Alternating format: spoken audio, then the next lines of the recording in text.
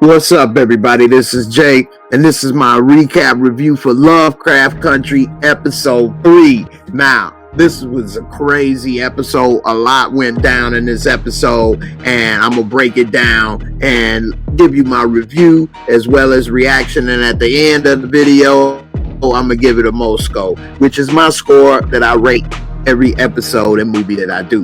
Now, what the first episode, season 3 first starts off, you see Letty in church and she kind of like real quiet, thinking and praying or whatever. And then it says that it's like 1955 in Chicago on the north side. And the one thing about Lovecraft Country that's great is although it is like a supernatural kind of thing going on and special effects, it has real information, real story, real things that happen. And it was showing that although they weren't in the South and they were in Chicago, that segregation was real and that people of color, black people, were kept out of certain neighborhoods and owning certain properties and creating wealth. And so it shows in Lovecraft Country episode 3 that they got a big house. Letty is telling her sister, "Yeah, gotta hit the number and I'm gonna get you a big house and we gonna have a boarding house." And so she ended up saying that she hit the numbers, got a big house, taking her sister there. They gonna have a boarding house and rent out to people because people of color couldn't stay in certain establishments and things. And so they had to stay in boarding houses and things. And so they were looking forward to it, but the sister like, well, you know what? I don't know. Well, a black couple got ran off the place a few months ago for moving in on the north side, and I don't really want that kind of drama. I'm about to go to Marshall Fields, and Marshall Fields was bought out by Macy's not too long ago, but Marshall Fields was the #1 department store in the world at that time. And so she asked her to move in. Eventually she did, even though she knew about the riots and stuff from the Negro couple that bought a house not too long ago. So while she in there showing her the house and everything, the house was big and nice. It had an elevator. She like, "It got an elevator, girl." And she stick her head in there, and then the next thing you know, the elevator almost took her head off, like moving real fast down or whatever. She had to move out the way. It was pretty close, so it looked like it may be something going on in this house. Later we see that Uncle George's wife Hippolyta is sitting there with his book and just tearing it up. At first I thought she was auto writing, and if you're not familiar with that, that's like in a way you can kind of be somewhat out of body experience or some type possessed in a way, but be writing stuff without realizing what you're writing. And I thought that's what she was doing at first, but she was actually tearing up the pages, and I don't know, she was just in like a blank stare. So I didn't know what exactly was going on, and they didn't really address it at that moment. So when they go into the kitchen, Ted Key over there making eggs and stuff, and then they all kind of getting adjusted to that missing seat at the dinner table. Even Uncle Joe's daughter had to get used to it for a second. And we then find out, Tick telling them the publisher's looking for the guy, this and that. And he feeling like he overstayed his welcome.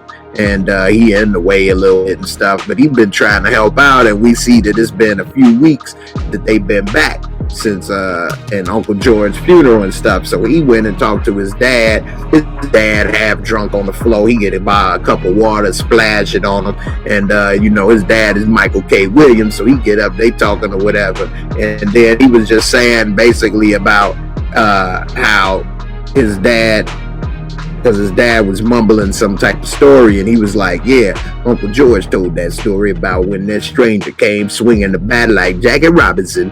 We sure could have used him out there in autumn." And so he like, "Yeah, well, it is what it is." So he need a place to stay because he don't want to be, a burden on, Hippolyta, Uncle George's wife. And so he Pop said he could stay for a few days, and then he was saying, "I feel weird not telling him what happened to Uncle George." He like, "What you mean? We told him that sheriff shot him and we had the funeral in the story." And he like, "Man, I just don't feel right. We should tell her." He like, "What's she gonna do? Huh? What, you gonna tell her that monsters is alive, huh?"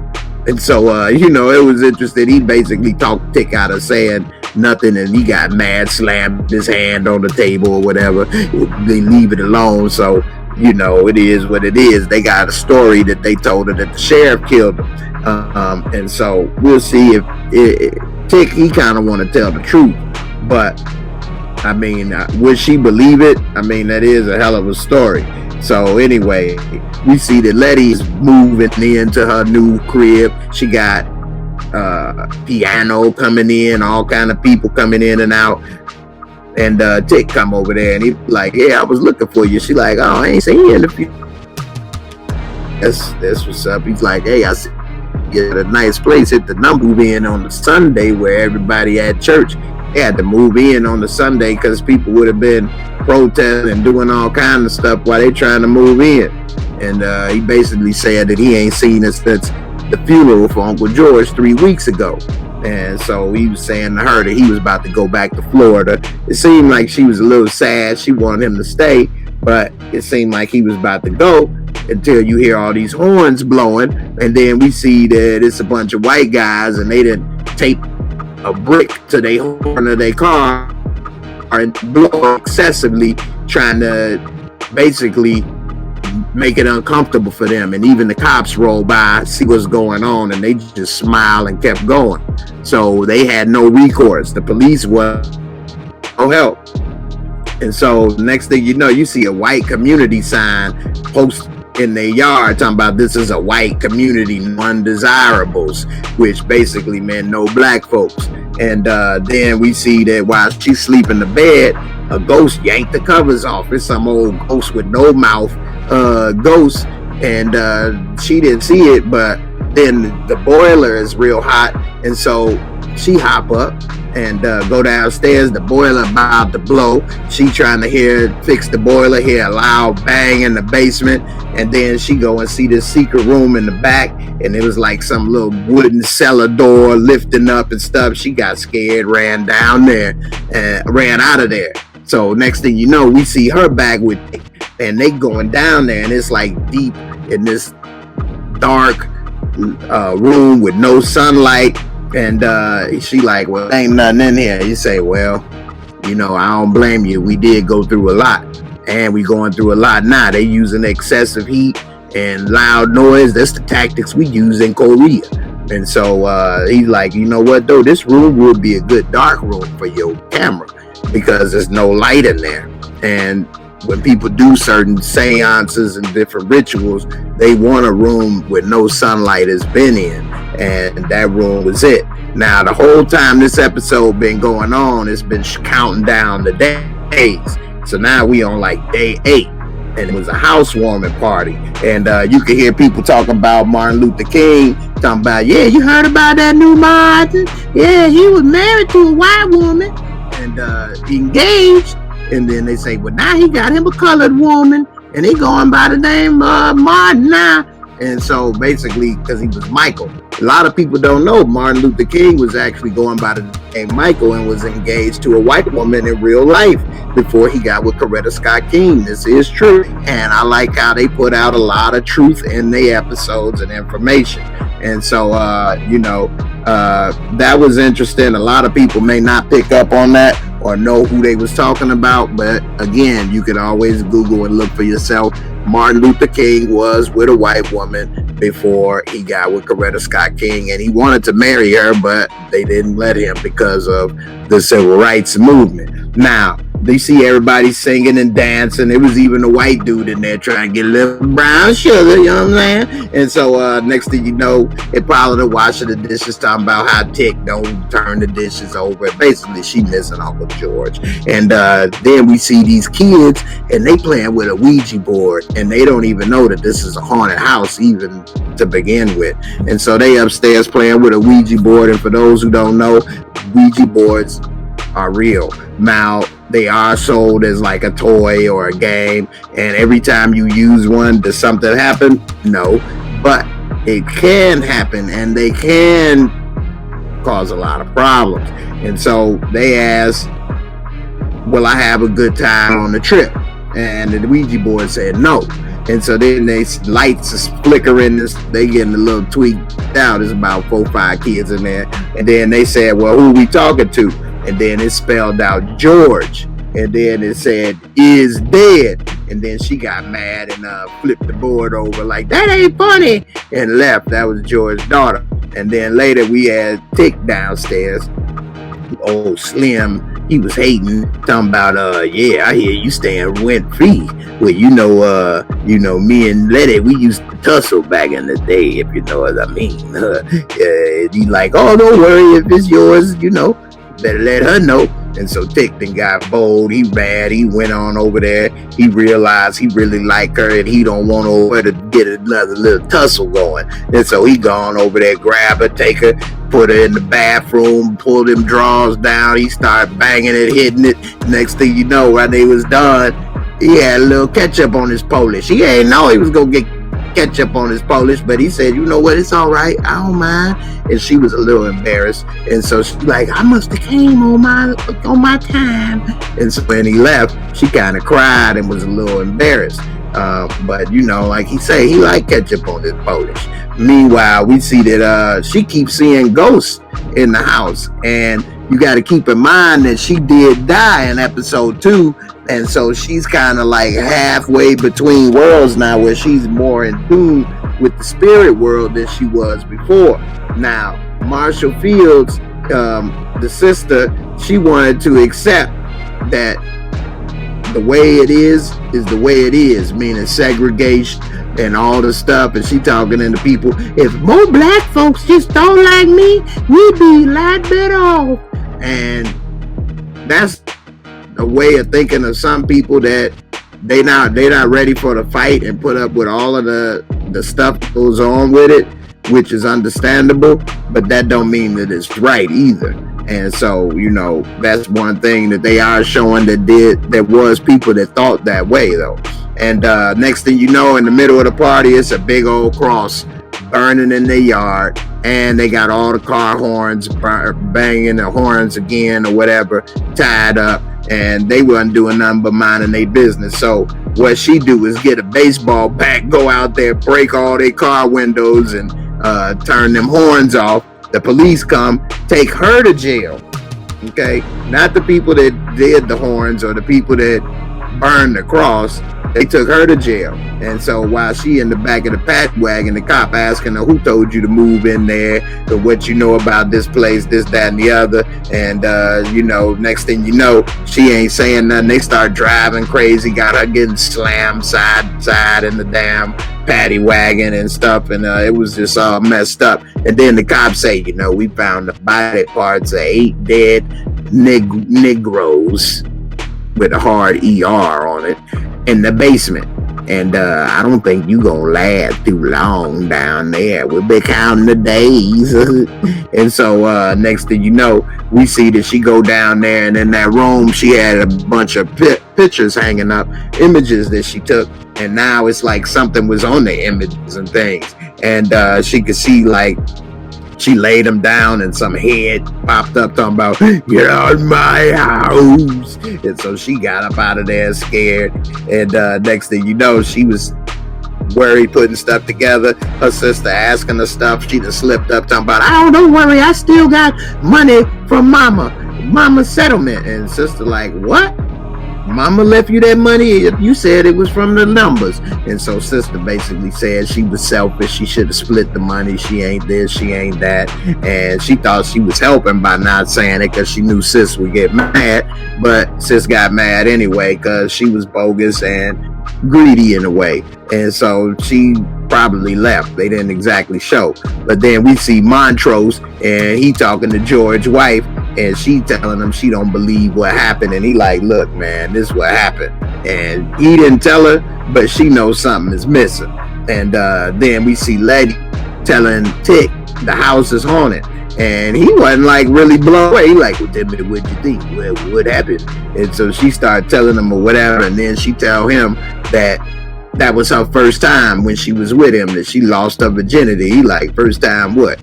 And she like, that was my first time. I needed to feel something. I needed you to make me feel good. And so anyway, they is all right. They talked about what happened. They kind of talked about it a little. She said she still feel like something missing, like she feel like a ghost kind of after she died. Next thing you know, we see some old voodoo lady, Badu, coming over there to purge the house of evil spirits. She didn't sacrifice a goat on the porch, blood everywhere. They go in the basement, forming this little ritual circle and lights flashing. And then while they doing that, these three white guys was breaking in the house with bats. I guess was gonna rough them up. Two of them get trapped in the room, get burned by the steam, and then the third one head get knocked off by the elevator, which almost happened to Letty. And then while all of that's going on, the two in the room is like weird little monsters, this like basketball player with a baby head coming to the baby. It was real weird and stuff. And then of course, you know, then while they doing all that, they in the basement, things going crazy. Little voodoo lady get knocked out, she passed out. Tick, he get possessed, and he over here, they got some special effects that looked actually pretty cool with his head. Get out my house, and so she tripping, and they all possessed, and Letty is the only one. And so she like able to communicate with spirits that was murdered in there, and she like, you're not dead. And so then they all kind of like form a circle, and they finish the chant and basically get that evil doctor out of Tick. And because he was the one that was possessing Tick, talking about get out my house. And so because she had died, she was able to communicate and bond with those spirits, and they were all able to unite and push that doctor out of Tick and basically get rid of that evil spirit. And so while Tick later the next day is out and about, he see Christina, the rich white girl from Arnhem. And so he come in and close all the blinds and shades and pull out a gun and tell her, you know, hey, that money, that wasn't from Letty's mama, that was from you. And I need you to stay away from everybody. And then she like had a spell on him or something because he couldn't move. He was like stuck. And she just walked around him real calmly and was like, you know, giving him a history lesson on they family. And she's like, yeah, when you want to know more about our family, you come and talk to me. And you should know, you can't go around just shooting white women. Which was stupid anyway. I don't know how he thought he was going to be able to get away with something like that. And, you know, I think that what he don't realize is that he still has a place within that family because he is son amongst sons. And even she wanted to still kind of work with him somehow. He still got some type of usefulness. All right, now it's time for real talk. I like this episode. I think it was really good, and I really love how they incorporate real history and situations into this show. I just hope that it's not lost as just TV show, because it is real, but it does have the sci-fi mixed with it. So but anyway, I like the story. I like what's going on with Tick. That was tripped out when he got a little Polish on the hot dog. He like, hey man, I don't care, I like it. I normally get mustard, but ketchup ain't bad. Anyway, it was a good episode. This show is more and more interesting each week. I'm wondering how is it going to all turn out and what's going to happen and what role Christina's going to play. I think it's really good acting in this show and in this episode. And I think that is on the way to doing some better things. And I'm looking forward to more. Now, I'm going to give it a Moscow. Now, as far as the first category, visuals and cinematography, I think that the visuals were great. I like the way that the camera worked and the special effects were in this episode. It was pretty good. I like how it looked with the possession and stuff. That was kind of cool when Tick was moving around and things. And then when that man got decapitated by that elevator, they showed the blood squirting out of his neck with the head missing for about 5 seconds. They wanted us to see that special effects and to see how well they did in covering that. And so with that, I think that was good. Visual, cinematography overall, and I give it a 20. almost a perfect score. Storyline and plot. The storyline is interesting. The plot, I'm still trying to figure out completely. The acting is good as well. And I would give that a 20 as well. And as far as special effects and makeup, like I was saying with the visuals and cinematography, excellent as well, and I give that a score of a 20. And as far as entertainment and fun factor, I was entertained. It was a good episode. It had a couple funny moments, and it was entertaining, and I give that a 20 as well, with a total score of 80. That's a really good episode. I recommend you check out this show. I'm Jay. I'm looking forward to your comments. Don't forget to like, subscribe, and I'll see you on the next video. Peace.